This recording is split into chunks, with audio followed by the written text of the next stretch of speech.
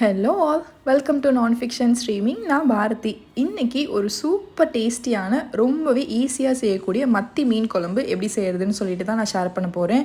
எங்கள் வீட்டில் எல்லாருக்குமே என்னோட சமையல் ரொம்பவே பிடிக்குங்க. அதுலேயும் பர்டிகுலராக எங்கள் அப்பாவுக்கு நான் செய்கிற மீன் குழம்புனா ரொம்ப ரொம்ப பிடிக்கும். ஸோ அப்பாவுக்காகவே என் கையால் மீன் குழம்பு நான் செஞ்சுருந்தேன்.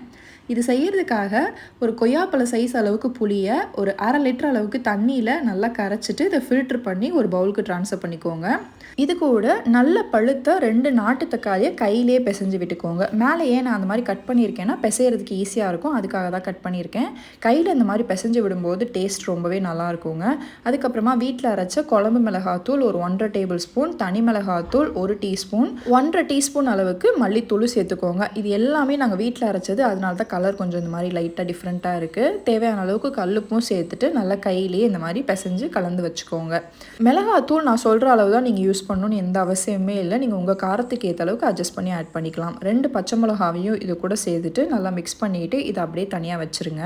இப்போது நம்ம குழம்பு வைக்க ஸ்டார்ட் பண்ணிடலாம்.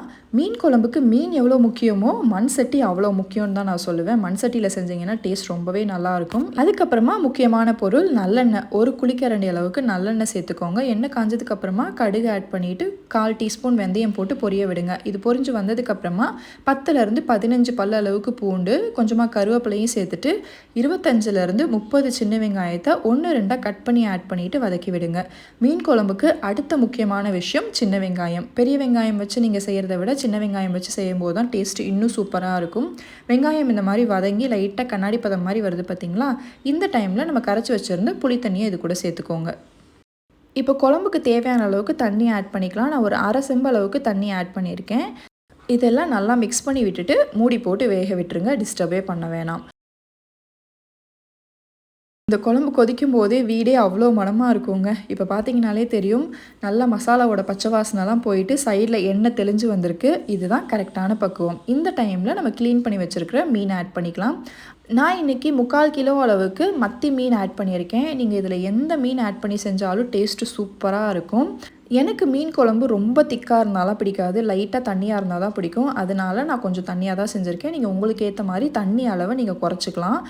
மீன் ஆட் பண்ணதுக்கப்புறமா கரண்டியை வச்சு ரொம்பலாம் கிண்டி விடக்கூடாது. எல்லா மீனும் மூழ்கிற மாதிரி லைட்டாக அட்ஜஸ்ட் பண்ணிவிட்டு மூடி போட்டு லோ ஃப்ளேமில் வேக விடுங்க. எந்த மீனாக இருந்தாலும் மினிமம் 3 to 5 மினிட்ஸில் வெந்துடும். ஆனால் ஒவ்வொரு மீனுக்கும் ஒரு டைம் டிஃப்ரென்ஸ் இருக்கும்.